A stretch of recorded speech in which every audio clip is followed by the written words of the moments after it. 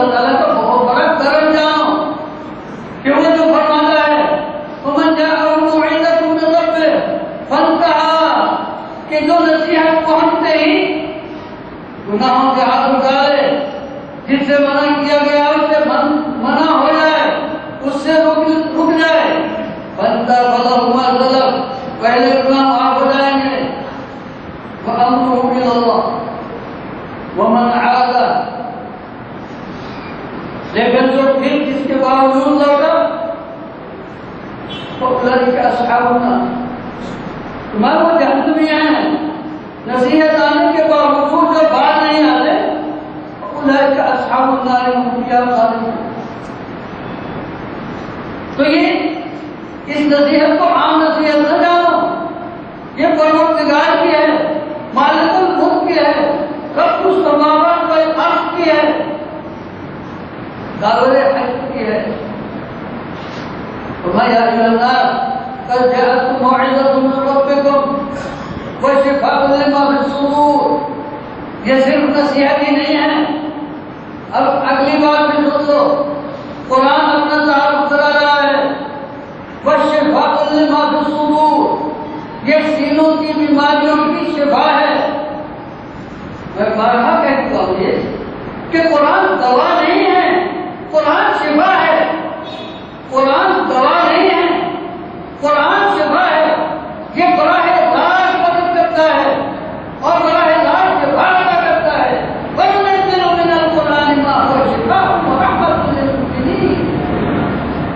اور ہم نے قرآن ایسا اتارا ہے کہ جو شفا ہے، شفا ہے،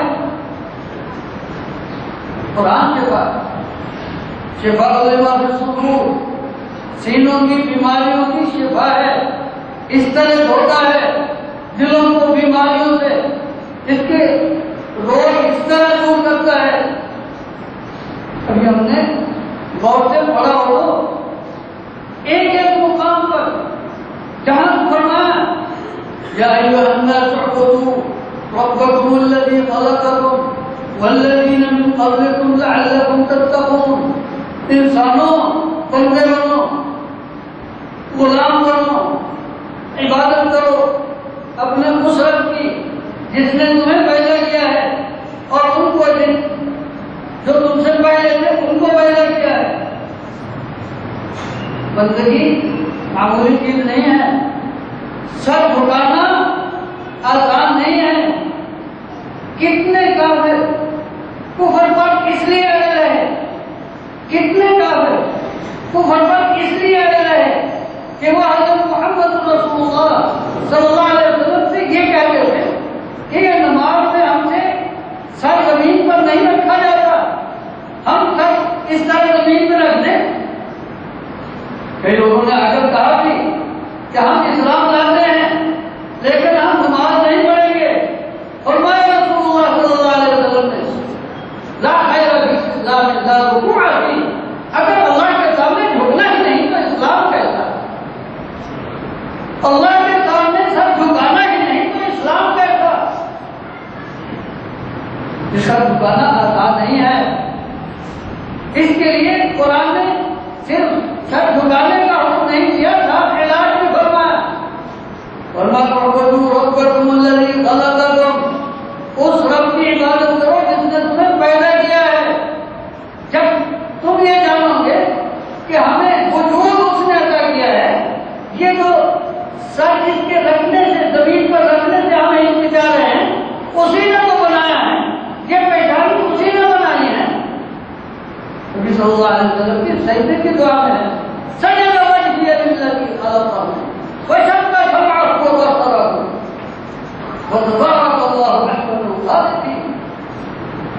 سجدے میں کہتے میرا چہرہ اس کے انور سجدہ کر رہا ہے جس نے اسے یہ تصویر بنائی ہے، جس نے اس میں آنکھیں رکھی ہیں، جس نے اس میں کان بنائے ہیں، سب کا سمع ہوا تبارک اللہ احسن الخالقین۔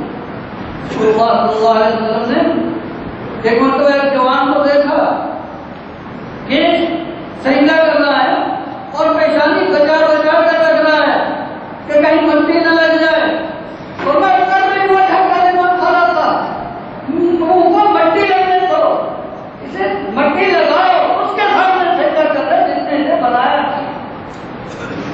تو جہاں حکم دیا ساری جو دل میں بیماریاں ہوتی ہیں نخوت کی اور گریز کی سب کا علاج کر دیا.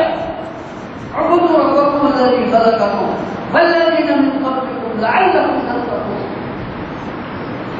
یہ بیان کرنا ہے پورا قرآن اس کی شہادت دے رہا ہے. صرف 2-3 مثالیں سامنے رکھتا ہوں. اللہ کے حق کے بعد سب سے بڑا حق والدین کا ہے. وَقَضَىٰ رَبُّكَ أَلَّا تَعْبُدُوا إِلَّا إِيَّاهُ وَبِالْوَالِدَيْنِ إِحْسَانًا إِمَّا يَبْلُغَنَّ عِندَكَ الْكِبَرَ أَحَدُهُمَا أَوْ كِلَاهُمَا فَلَا تَقُل لَّهُمَا أُفٍّ وَلَا تَنْهَرْهُمَا وَقُل لَّهُمَا قَوْلًا كَرِيمًا وَاخْفِضْ لَهُمَا جَنَاحَ الذُّلِّ مِنَ الرَّحْمَةِ. تمہارے رب کا فیصلہ ہے اس کے سوا کسی کی عبادت نہ ہوگی اور والدین سے تمہیں حسن سلوک کرنا ہوگا. وَبِالْوَالِدَيْنِ إِحْسَانًا. جانتے ہو یہ 3 لفظوں کا جملہ جو ہے وَبِالْوَالِدَيْنِ إِحْسَانًا اس کا معنی کیا ہے؟ یہ کتنے معانی کے کتنے سمندر اپنے اندر سموئے ہوئے ہیں. عربی کے اعتبار سے اس سے پہلے جملہ معروف ہے احسنوا بالوالدین احسانا. احسنوا بالوالدین احسانا. اور یہ ترکیب عربی زبان میں یہ دوام پر دلالت کرتی ہے کہ تمہاری عادت ہونی چاہیے, تمہارا مستقل رویہ ہونا چاہیے. یہ نہیں کہ یوم والدین منا لو, والدین کی خدمت کا ہفتہ منا لو. یہ ہفتے مہینے کی یا گھنٹوں کی بات نہیں ہے. احسنوا بالوالدین احسانا. تمہارا مستقل رویہ ہونا چاہیے کہ تم ان کے ساتھ حسن سلوک کر رہے ہیں. اور حسن سلوک کی پھر ساتھ مثال بھی تھی, نمونہ بھی بتایا, بات مکمل کی. اما یبلغن عندک الکبر احدهما او کلاهما. کہ حسن سلوک کیسے کرنا ہے کہ ان میں سے ایک یا دونوں تمہارے ہوتے اگر بڑھاپے کی عمر کو پہنچ جائے بلا تقل لهما اف, انہیں اف تک نہ کہو. بلا تنہرهما, ان کے سامنے آواز بلند نہ کرو. وقل لهما قولا کریما, ان کے ساتھ احترام سے بات کرو. وقل لهما قولا کریما واخفض لهما جناح الذل من الرحمة. اور ان کے سامنے جھک کر رہو. اور یہ دعا دوسروں کو دکھانے کے لیے نہیں کہ لوگ کیا کہیں گے, فلاں کیا کہے گا. واخفض لهما جناح الذل من الرحمة. تمہارے دل میں ان کے لیے احترام ہونا چاہیے, دل میں ان کے لیے رحمت ہونی چاہیے. یہ اس کا اظہار تمہارے دل سے ہونا چاہیے. اور یہ تو وہ بات تھی جو نصیحت ہے اللہ تعالیٰ کی طرف سے. لیکن ہم نے کہا کہ یہ ذاتی شفا ما فی الصدور ہے. والدین جب پورے ہوں اور آدمی جوان ہوں اس وقت ایسے کرنا آسان نہیں ہے, آسان نہیں ہے.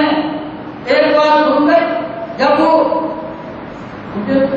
آدمی بڑھاپے میں پھر سے بچہ بن جاتا ہے, جس طرح بچہ ایک ہی بات دوہراتا جاتا ہے, جب آدمی جب اپنے بچے سے بات سنتا ہے وہ بار بار دوہراتا نہیں ہے, اس کی خوشی پر خوش ہوتا ہے, اس کی خوشی میں اضافہ ہوتا جاتا ہے. لیکن جب بابا جی پھر بچپن میں لوٹ آتے ہیں اور پھر وہ اسی طرح بات دوہرانے لگتے ہیں تو آپ 1-2 بار کے بعد ہی آپ ایسے باہر ہو جاتے ہیں کہ آپ کو کتنی دفعہ کہا ہے, آپ کو کتنی دفعہ سمجھایا ہے. یہی وہ موقع ہے جہاں قرآن ہمارا علاج فرماتا ہے.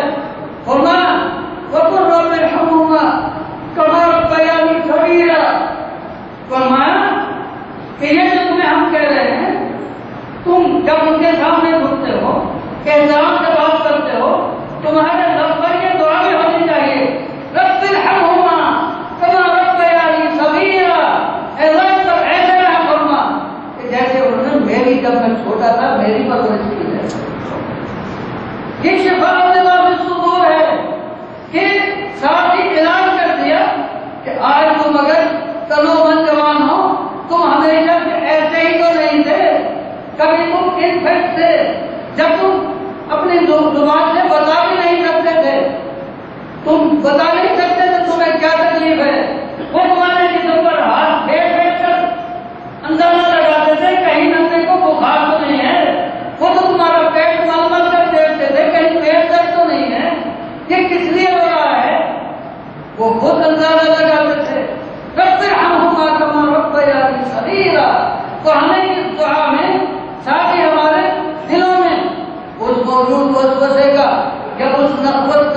یا اس بد کلامی کا جو ہماری زبان پر آ سکتی تھی پیشگی علاج کر دیا کہ ان کے سامنے اونچا بولنے کی بجائے اللہ کے حضور درخواست کرو کہ تم پر جو انہوں نے بچپن میں احسان کیے ہیں ان کا بدلہ ان کو عطا فرمائے.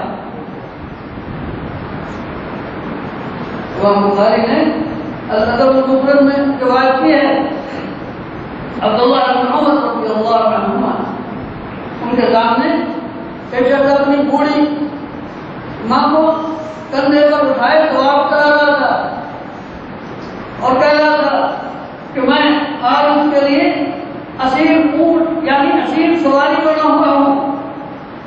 جب سواریاں گزرتی ہیں تب بھی میں نہیں گزرتا.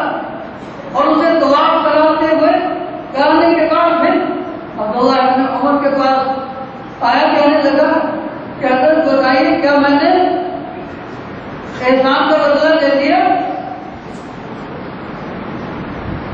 عبداللہ ابن عمر نے کہا کہ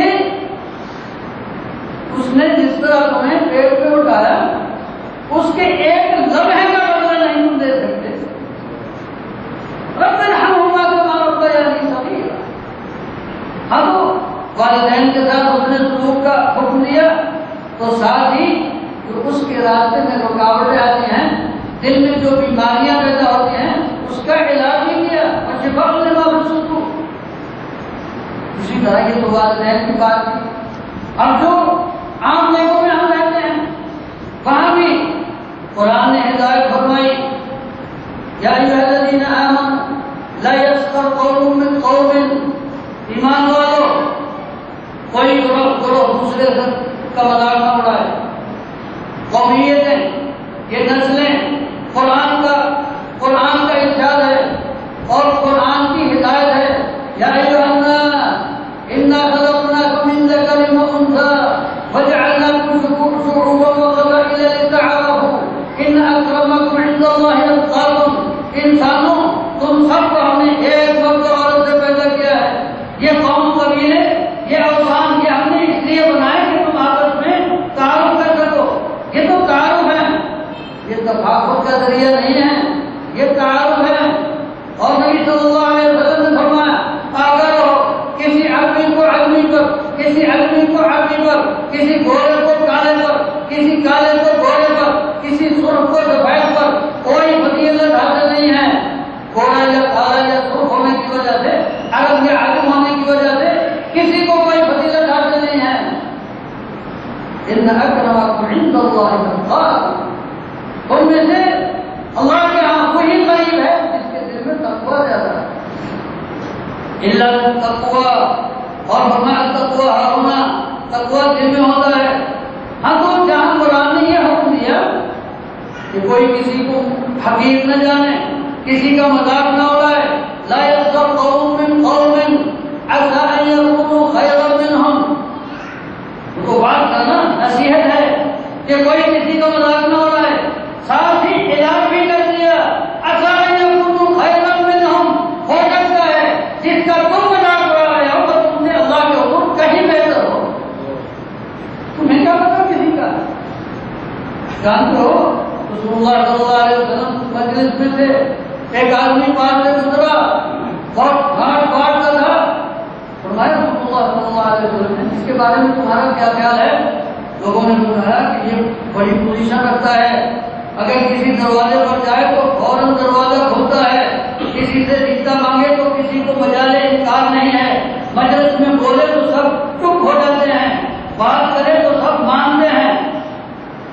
اتنے میں ایک اور آدمی گزرا, غبار سے اٹا ہوا, میلے سے کپڑے پہنے ہوئے. اور میں اس کے بارے میں تمہارا کیا خیال ہے؟ لوگوں نے بتایا کہ یہ تو ویلکم بیل دیتے رہے, کوئی آواز دینے کو تیار نہیں ہوتا, بات مجلس میں بات کرے تو کوئی سنے گا نہیں, کہیں سے رشتہ مانگے تو کوئی دے گا نہیں.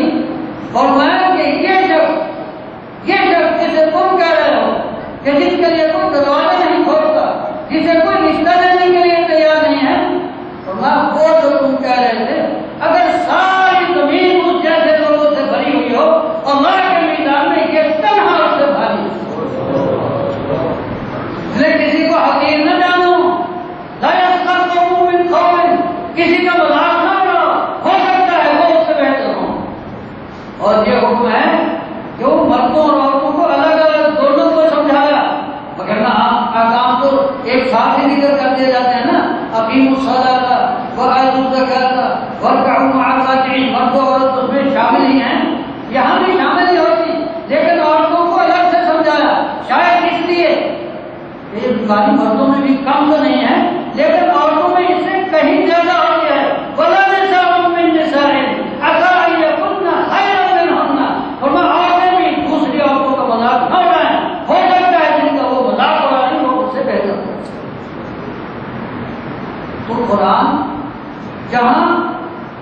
نصیحت ہے، جہاں یہ یاد دہانی ہے، ساتھ ساتھ شفا لما فی الصدور ہے، سینوں کی بیماریوں کا علاج ہے۔ اور سینوں کی بیماریاں کیا ہوتی ہیں؟ تکبر ہے، نفرت ہے، حسد ہے، کینہ ہے، اور آگے اوپر کی طرف جائے تو کفر ہے اور شرک اور نفاق ہے۔ یہ ساری بیماریوں کا قرآن علاج کرتا ہے۔ اور ہم نے ابتدا میں ہی کہا تھا کہ یہ دوا نہیں، شفا ہے۔ اس سے تو فوراً ہمارا علاج ہونا چاہیے اور ہمیں شفا ملنی چاہیے۔ ہم اپنے آپ کا جائزہ لیں کہ اگر ان چیزوں سے ہمیں شفا مل چکی اور پھر ہمارے دلوں کے یہ روگ دور ہو چکے تو اللہ کا شکر ادا کریں۔ لیکن اگر یہ یوں کے یوں ہیں تو پھر ہمیں تشویش ہونی چاہیے کہ کہیں ہم کسی لا علاج مرض میں مبتلا نہ ہوں۔ اللہ تعالیٰ ہمیں قرآن کے ذریعے سے شفا عطا فرمائے، قرآن کے ذریعے سے ہمیں روشنی عطا فرمائے، قرآن کے ذریعے سے ہمیں ہدایت عطا فرمائے۔